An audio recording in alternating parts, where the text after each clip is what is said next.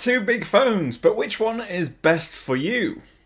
Is it Apple's Gigantosaurus or BlackBerry's SpongeBob?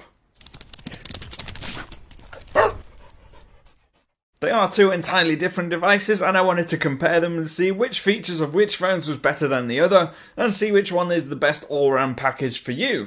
So where do you start with the design? The iPhone 6 is really tall, whereas the Passport is quite wide. Neither of the devices are a one-handed device, that's quite clear from the outset. I guess you can achieve some tasks with the iPhone with one hand, but actually reaching everything on screen is difficult, and typing isn't the best experience in the world on such a large display, so I consider them both to be two-handed devices, and both of them stretch the term pocket-friendly to the utmost limit. You can definitely feel that they're in your pocket when they're there, but of the two, the iPhone is by far the most uncomfortable. It has elegant curves all around the edges, on the glass, just at the edges of the glass that give it a really sort of subtle curve and almost a seamless design around the entire phone.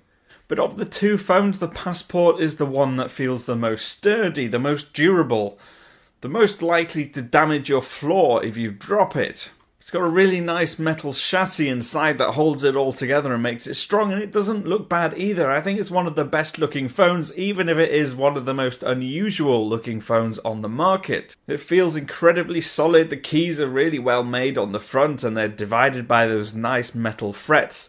It's got a Corning Gorilla Glass 3 panel on the front, and it just all looks like a really classy package that's going to last you forever. Whereas the iPhone 6 is undoubtedly the more elegant and more beautiful of the two, at least from the front. So is there a winner here in the design category? I don't think there is. It's hard because design is something that's so personal and subjective. I like the way the iPhone looks more than I like the way the BlackBerry looks, but the BlackBerry is the more durable of the two. It's the one that's not going to bend in your pocket. It's incredibly solid, so this round is a tie. They also have two really different displays. BlackBerry went with a 4.5-inch square 1440 by 1440 display panel. The iPhone is a full 1080p resolution screen that's 5.5 inches diagonally, and uses the more traditional 16 by 9 ratio. It's 453 pixels per inch versus 401 pixels per inch, and in terms of sharpness and clarity, you don't really tell that much difference. Both displays in terms of quality are plenty good enough. You got crisp whites and nice sharp lines on the font, and they're both pretty responsive and look great from virtually any angle. You could argue that the iPhone's has a little bit more life, more vividity in the colours, a bit more contrast to give it a bit more of that pop that we like to talk about a lot. But that's not what makes the iPhone 6 Plus's display better. It is the shape. The Passport's shape has been designed primarily for emails and Word documents and web browsing, which it is fantastic at.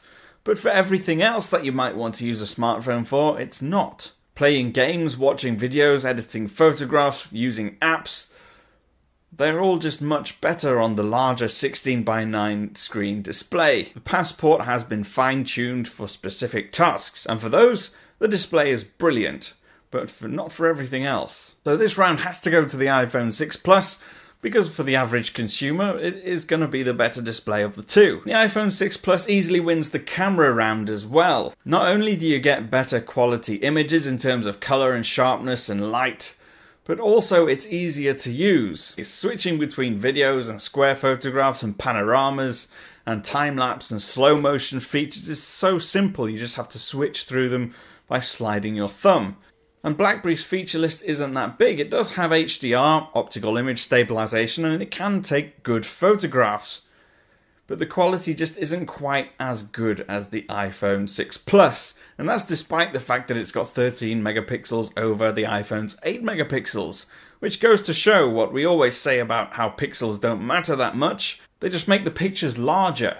They don't make the pictures better. And that's not to say the BlackBerry camera is terrible. It's the best camera we've ever seen on any BlackBerry ever. But BlackBerry announcing that it's the best ever camera on a BlackBerry is almost like McDonald's announcing that they've just created their healthiest ever beef burger. And then we get on to performance and battery life. And the iPhone 6 Plus has the best battery life that any iPhone has ever had. On a full charge, I normally get about a day and a half, sometimes 2 days use, But 2 days really is the utmost limit, and that's if I hardly use the phone at all. With the BlackBerry, I get 2 days every single time. The battery life is phenomenal. It's got 3,450 milliamp hours stuffed into the battery cell, whereas the iPhone has just over 2,900 milliamp hours. And that's when I'm using the device as my main phone, which I have been doing now for the last week or so. It's almost got to the point now where I almost forget that I need to charge it, because I know it's just going to keep going as I keep using it, and eventually it will run out, but I never have to be in a rush or a mad panic to find my charger. And the quad-core 2.26 Snapdragon 801 series processor in the Passport makes really light work of the user interface. It's very quick and fluid and snappy. Switching between screens, dragging down menus, going into apps is really fast and instant. And that's partly down to the processor and partly down to the way the user interface has been designed to not add loads of custom animations like iOS has. That tends to make it seem a little bit slower on the iPhone. It's just snappy and productive and quick and efficient. You don't spend as much time waiting for things until you actually load a third-party app, particularly if you download an Android app from the App Store, the Amazon App Store. Sometimes you'll find you're waiting a little while for information to load. And that's something that third-party app developers will hopefully try and address, because it kind of tarnishes the experience of using the user interface on BlackBerry 10. But the iPhone 6 Plus isn't perfect on the performance side either. The 1.4 GHz A8 chip in the iPhone is incredibly fast and fluid. It's just the user interface sometimes feels like it's not that quick.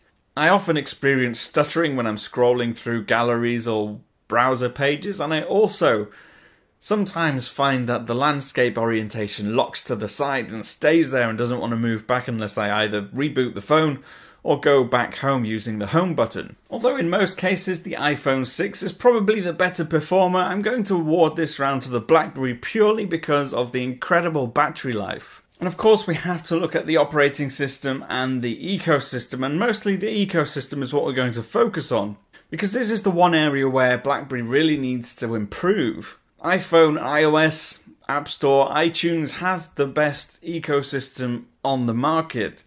Not many people will argue with that fact, so competing with that is always going to be difficult. But with BlackBerry, there are so few apps in BlackBerry's app world that they've had to install Amazon App Store for Android and also enable you to sideload Android apps.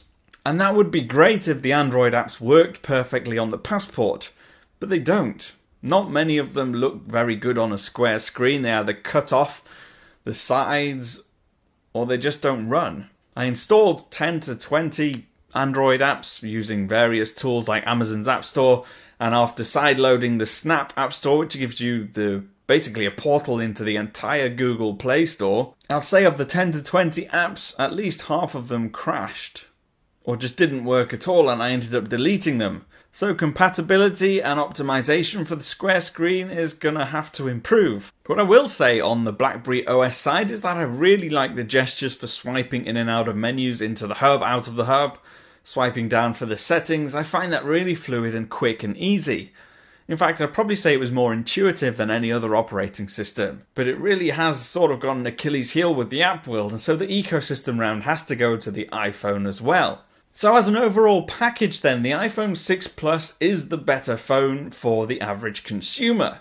But we already knew that. BlackBerry created the Passport for a very specific group of people, and I have to keep reminding myself of this. For people that want long battery life, a great physical keyboard, a productive phone that's fantastic for editing emails and documents and all that kind of stuff, the Passport is easily better than the iPhone 6 Plus.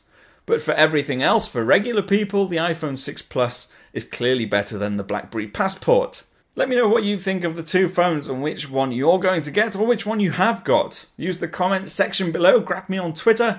I'm at phonedog_cam. Thank you very much for watching my rambling. Feel free to ask me any questions, and I will see you again soon. Two big phones. But the question is, how do you compare these? Which one is the best? Is Apple's Gigantosaurus Rex the best phone around, or is the SpongeBob SquarePants from BlackBerry? I don't know why I thought that was a great intro.